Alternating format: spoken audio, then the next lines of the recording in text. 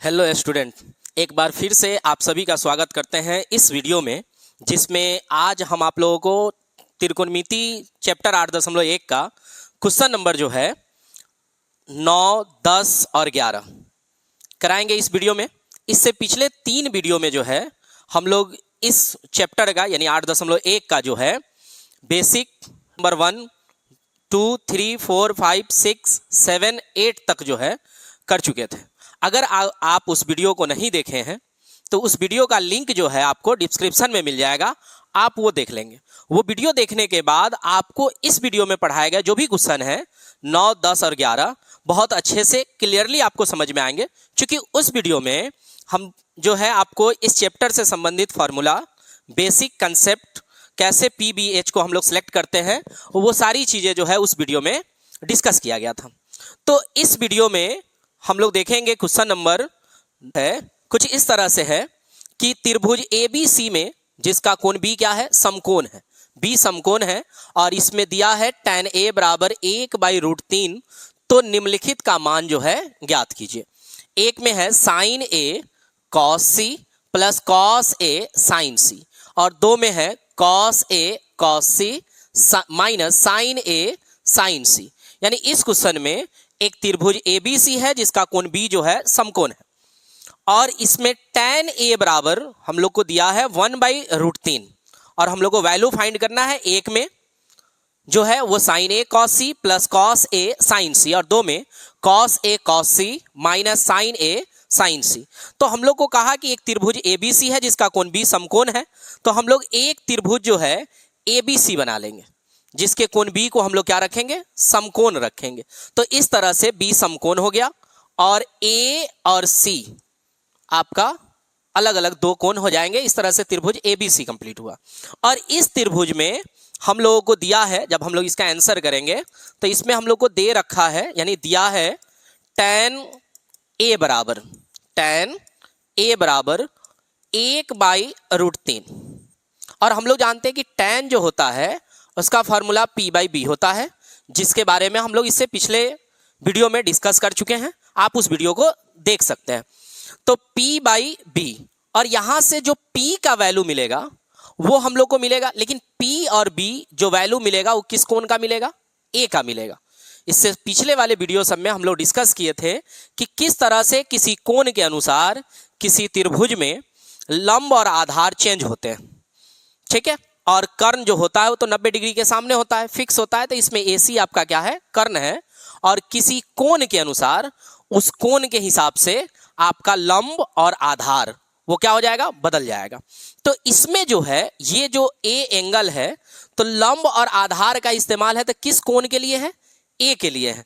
तो अगर हम बात करें A के लिए तो A के लिए A के सामने वाला भुजा यानी किसी कोण के सामने वाला भुजा उस कोण के लिए क्या होता है, लंब होता है। तो यहाँ A के सामने का भुजा कौन है, BC है, तो BC हो जाएगा A के लिए लंब। तो यहाँ हम लोग लिख सकते हैं बराबर में BC और बाई। अब B कौन हो जाएगा, 90 डिग्री के सामने वाला कर्ण यानी AC क्या है, कर्ण, और किसी कोण के सामने वाला भुजा उस कोण के लिए लंब होता है। तो A के लिए यहाँ BC क्या हो जाएगा, आपका लंब हो गया। तो एक भुजा जो इस त्रिभुज में बचा हुआ आपको दिख रहा है वो भुजा कौन है, AB है। तो AB आपका क्या हो जाएगा, आधार हो जाएगा। तो यहाँ AB आधार हो गया और इस तरह से हम लोग को दो वैल्यू मिल जाता है कि BC का जो मान है वो आपका 1 है और AB का जो मान है वो √3 है। तो हम लोग चाहें तो यहाँ पे लिख सकते हैं BC कितना, 1 और AB कितना, √3। तो अब इसमें AC का मान हम लोग को मालूम नहीं है, तो AC ज्ञात करेंगे और AC ज्ञात करने के लिए यानी कर्ण ज्ञात करने के लिए फॉर्मूला होता है √ बाकी के जो दोनों भुजा दिए हैं उन दोनों भुजाओं के वर्गों का योग, √ दोनों भुजाओं के वर्गों का योग यानी AB² प्लस BC²।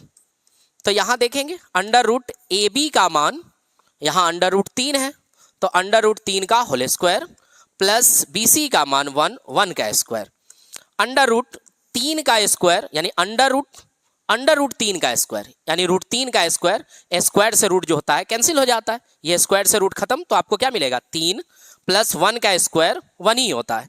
तो 3 और 1 को जब हम लोग जोड़ेंगे तो यहाँ आ जाएगा कितना 4, और इस तरह से √4 का जो वर्गमूल होता है यानी स्क्वायर रूट जो होता है वो आपका कितना हो जाएगा 2 हो जाएगा। तो यहाँ AC का मान भी हम लोग को मिल गया कितना 2।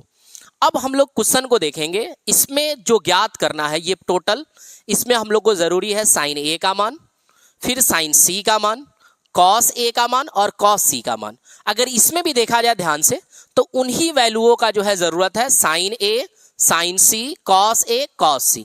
यानी कहने का मतलब एंगल A का हम लोग साइन और कॉस निकालेंगे, फिर एंगल C का हम लोग साइन और कॉस निकालेंगे। इससे पहले के वीडियो में ये सब डिस्कस किया गया था कि हम लोग साइन, कॉस, टैन, कॉट, सेक, कॉसेक यानी त्रिकोणमितीय अनुपात जो है किसी एंगल का फाइंड करते हैं। तो यहाँ जो है आपको देख सकते हैं कि यहाँ दोनों में साइन ही चाहिए, लेकिन ये दोनों साइन अलग अलग है।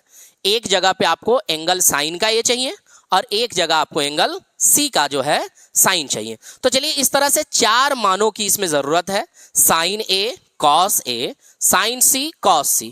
तो उसके मान को हम लोग क्या करेंगे, पहले ज्ञात कर लेंगे।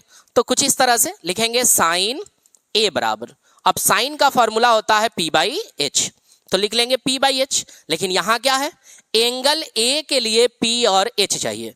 तो हम लोग आकृति पे जाएंगे और देखेंगे ये क्या है, एंगल A, और किसी कोण के सामने वाला भुजा उस कोण के लिए लंब होता है।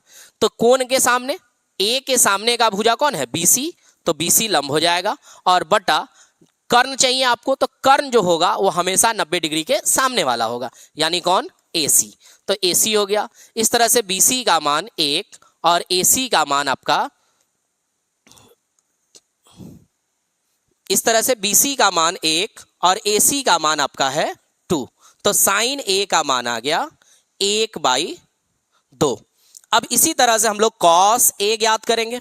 कॉस A का फॉर्मूला होता है B/H, यानी आधार बाई कर्ण।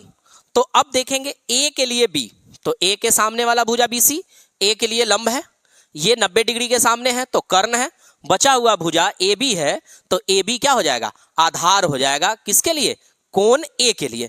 तो यहाँ कोण A के B के जगह पे हम लोग क्या रखेंगे, AB, और कर्ण क्या होगा, AC। इस तरह से AB का जो मान है वो √3 है और AC का जो मान है वो आपका कितना है, 2। तो इस तरह से हम लोग वैल्यू निकाल लिए साइन A और कॉस A का। अब हम लोग मान निकालेंगे साइन C, कॉस C। तो यहां लिखेंगे साइन C बराबर, तो साइन C आपका जो होगा उसका भी फॉर्मूला P/H ही होगा, लेकिन अब P और H जो होगा वो किसके अकॉर्डिंग होगा, कोण C के अनुसार। तो आकृति पे देखेंगे कोण C, यहाँ कोण C है और कोण C के सामने वाला भुजा उस कोण के लिए लंब होता है। एकदम माइंड में सेट कर लीजिए, 90 डिग्री के सामने वाला कर्ण हमेशा कर्ण फिक्स होगा, कभी नहीं बदलेगा। और जिस कोण के बारे में कहा जाए उस कोण के सम्मुख भुजा यानी उस कोण के सामने वाला भुजा जो होगा वो आपका लंब होगा, और जो तीसरा भुजा जो बच गया वही आपका क्या होगा, आधार होगा। तो इस हिसाब से अगर देखा जाए तो कोण C के सामने वाला भुजा AB, तो साइन C में C के लिए AB क्या हो जाएगा, लंब हो जाएगा, कर्ण फिक्स होता है यानी का, और कर्ण क्या होगा, AC होगा तो AC। अब AC यहां हो गया, AB का मान जो है वो कितना है, √3, और इसी तरह से AC का जो मान है वो 2। तो इस तरह से साइन C आपका निकल गया।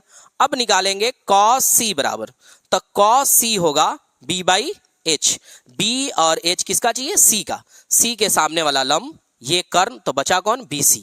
तो C के लिए BC क्या हो जाएगा, आधार, और कर्ण कौन है, AC। BC का मान है 1 और AC का मान 2।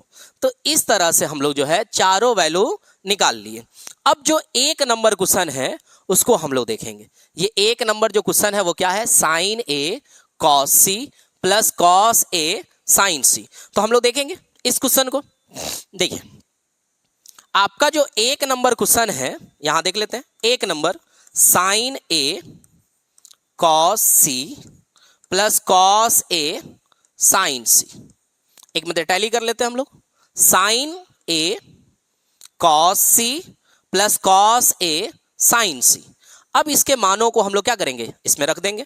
तो देखिए साइन A का मान जो है हम लोग ज्ञात किए 1/2, तो 1/2 गुना कॉस C का जो मान है, देखिए कॉस C भी है 1/2, तो 1/2, फिर प्लस है तो प्लस कॉस ए का मान है √3/2 गुना साइन सी का जो मान है वो भी है √3/2।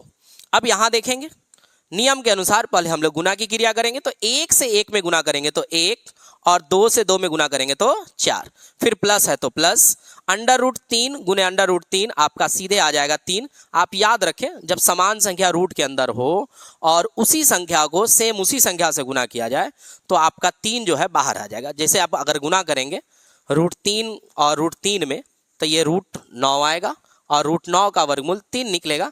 तो इतना लंबा प्रोसेस करने से बेहतर है कि आप डायरेक्ट याद रखें कि √3 जब हम लोग गुना करेंगे तो हम लोग को क्या मिलेगा, 3 मिलेगा। 2 और 2 कितना हो जाएगा, 4 गुना करने पे।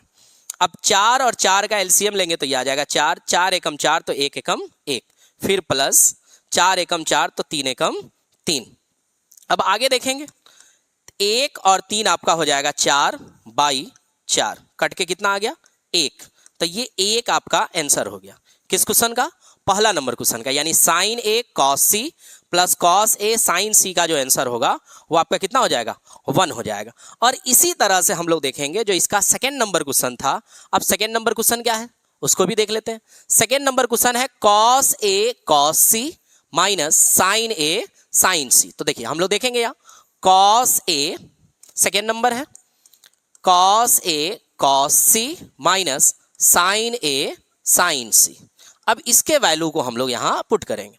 कॉस ए का जो मान है वो आपका है √3/2 और गुने कॉस सी का जो मान है वो 1/2, फिर माइनस यहां साइन ए का जो मान है वो आप देख लीजिए 1/2 और गुने साइन सी का जो मान है वो √3/2। तब यहां देखिए हम लोग गुना करेंगे, √3 से 1 में तो √3 और 2 से 2 में तो 4, फिर माइनस √3 से 1 में गुना करेंगे तो √3 और 2 से 2 में गुना करेंगे तो 4। अब यहाँ आपको जो है उतना डिटेल प्रोसेस में बटा जोड़ करने की जरूरत नहीं है। अगर हम लोग किसी समान संख्या में से मतलब एक सिंपल वे में अगर 1 से 1 घटाते हैं तो 0, 2 में से 2 घटाएंगे तो 0, अगर 3 में से 3 घटा रहे हैं तो 0। तो उसी हिसाब से अगर √3/4 में से यानी √3/4 में से अगर हम लोग √3/4 घटाए तो क्या आएगा, 0 आएगा। तो यहाँ डायरेक्टली हम लोग क्या लिख लेंगे 0, और इस तरह से ये हमारा जो 9 का दूसरा नंबर क्वेश्चन था उसका आंसर जो है कंप्लीट होता है। अब हम लोग आगे का 10वां नंबर क्वेश्चन देखेंगे। 10वां नंबर जो क्वेश्चन है वो बहुत इंपॉर्टेंट क्वेश्चन है आपके एग्जाम के अनुसार, यानी 2024 के एग्जाम के अनुसार ये most very very important question है। और ये क्वेश्चन क्या है कि त्रिभुज PQR में जिसका कोण Q क्या है, समकोण है, और PR + QR बराबर 25 सेंटीमीटर, PQ बराबर 5 सेंटीमीटर है, तो साइन P कॉस P और tan P का मान जो है हम लोग को ज्ञात करना है।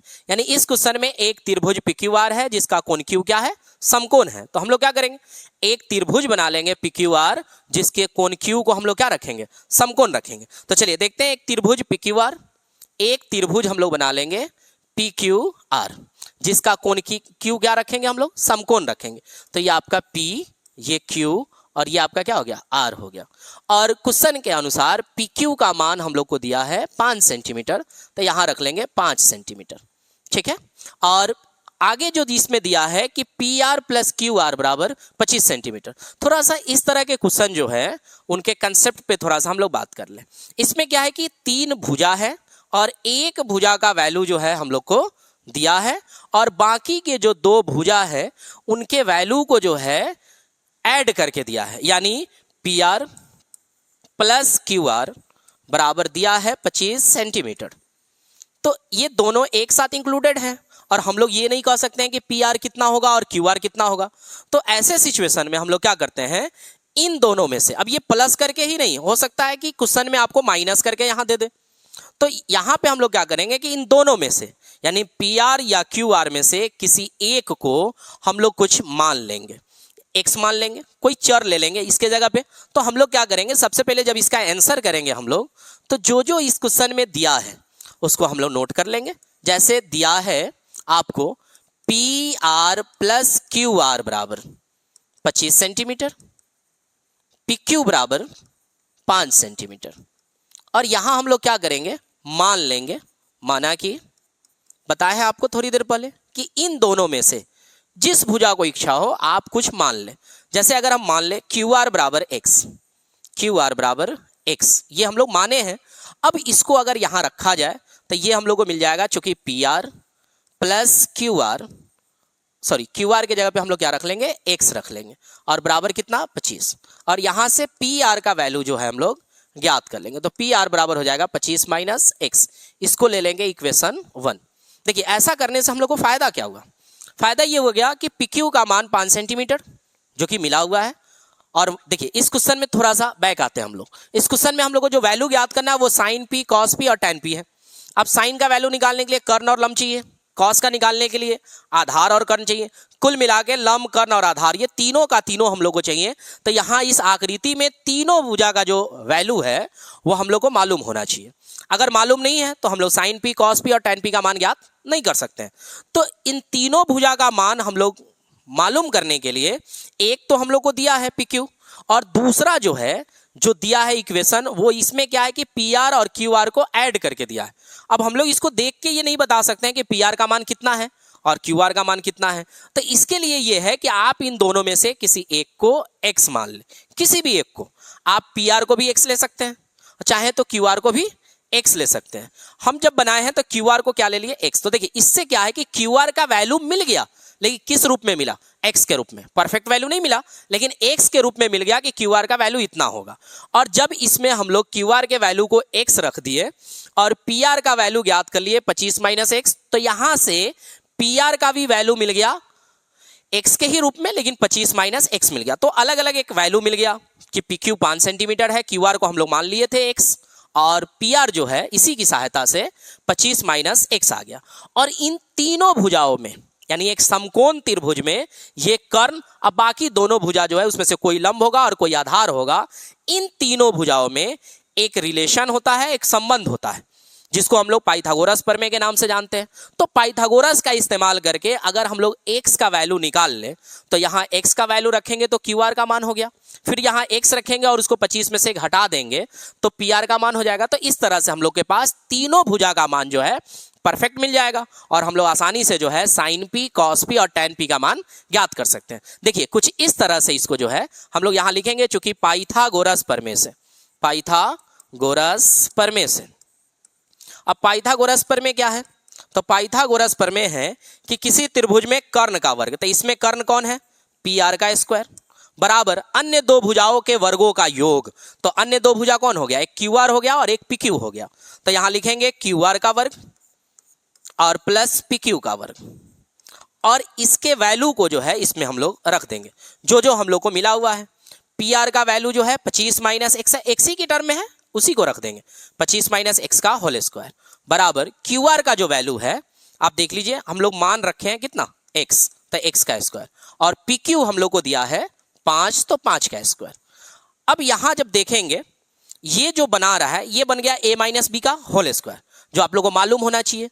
अगर आप में से किसी को a माइनस बी का होल स्क्वायर नहीं मालूम है तो आप यहां देख लें, a माइनस बी का होल स्क्वायर जो होता है वो होता है a square minus 2ab plus b square. इसी का इस्तेमाल हम लोग इसमें करेंगे। अगर ये फॉर्मूला आपको याद नहीं है तो आप नोट कर लेंगे और इसको याद कर लेंगे, ताकि कभी भी ये मैथ आपके सामने आए या एग्जाम में आता है तो इसका जरूरत तो आपको पड़ेगा ही पड़ेगा। तो ये आपको दिमाग में रहना चाहिए, अर्थात आप इसको याद कर लेंगे। तो चलिए यहाँ देखते हैं a माइनस बी का होल स्क्वायर। हम लोग अभी क्या पढ़े, a माइनस बी का होल स्क्वायर a स्क्वायर होता है।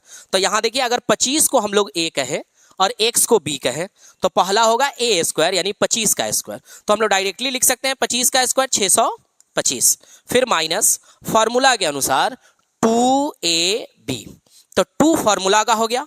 a का वैल्यू जो है आपका कितना है 25 और b का वैल्यू x, तो 25 दूना 50 और x है तो x, तो हम लोग डायरेक्ट रख सकते हैं यहाँ पे 50x, और प्लस b स्क्वायर, तो b का वैल्यू x है तो x का स्क्वायर, फिर बराबर है तो बराबर यहाँ x का होल स्क्वायर है तो ये भी x स्क्वायर हो जाएगा, और फिर प्लस 5 का स्क्वायर हो जाएगा 25।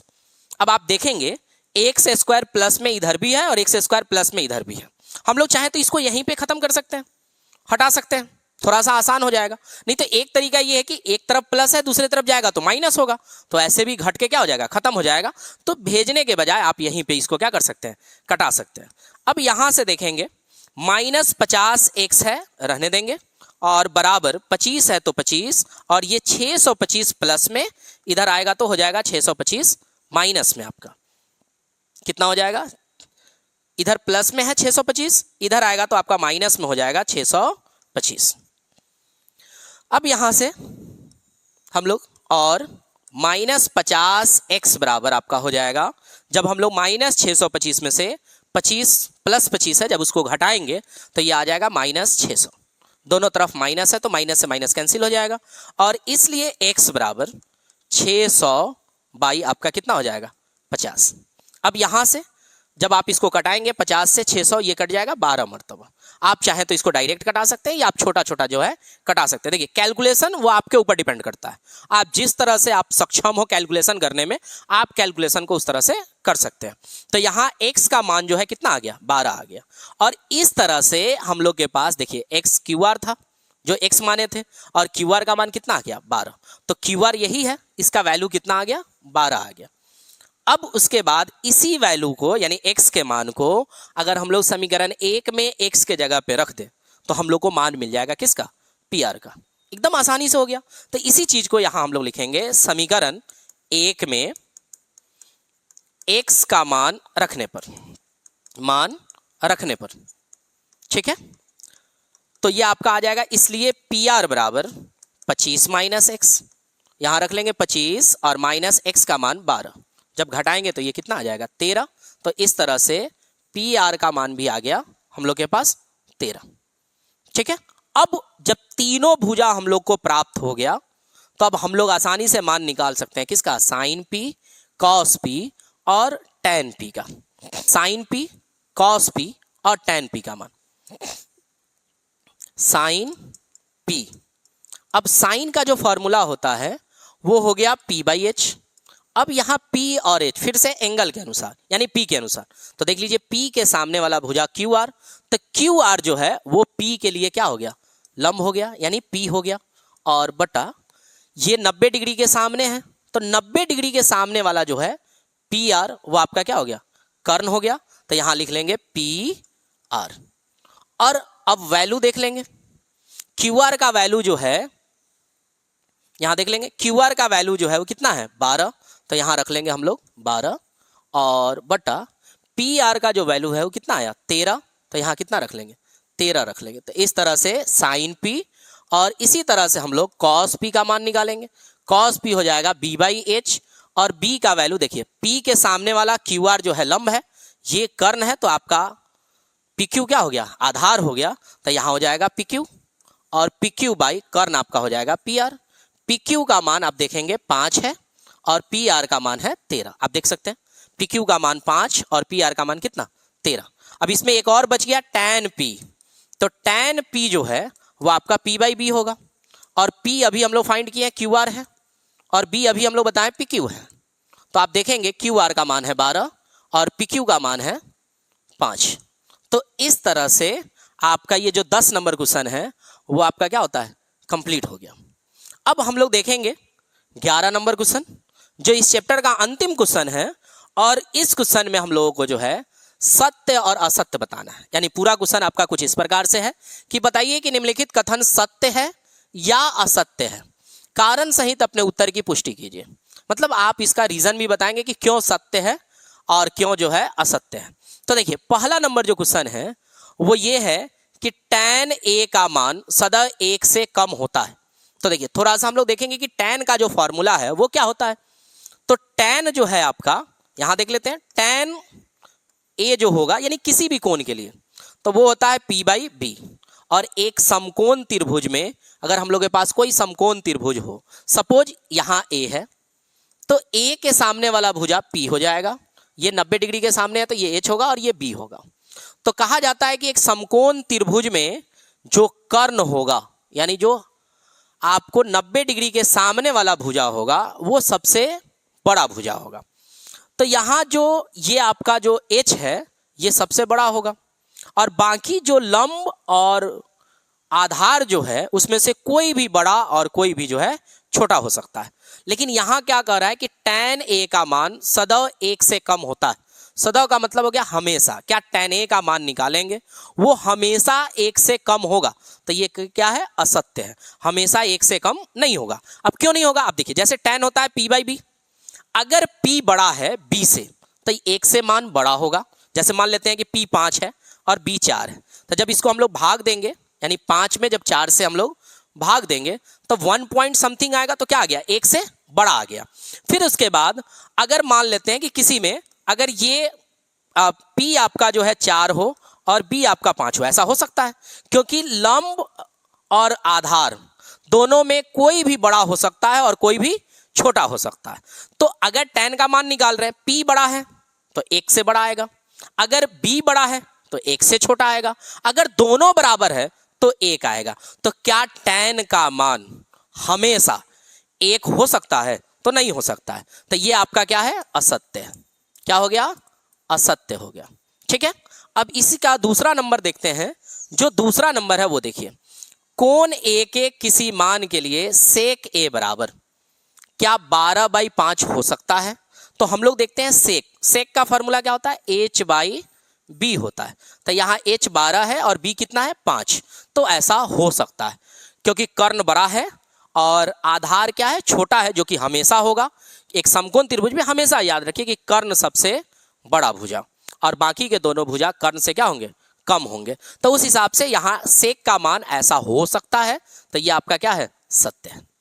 अब उसके बाद देखेंगे कि यहाँ कह रहा है कि cos a कोण a के कॉसेकेंट के लिए प्रयुक्त एक संक्षिप्त रूप है। संक्षिप्त रूप का मतलब छोटा, जैसे हम लोग साइन लिखते हैं तो ये साइन एक संक्षिप्त रूप है, इसका पूरा नाम जो है साइन होता है।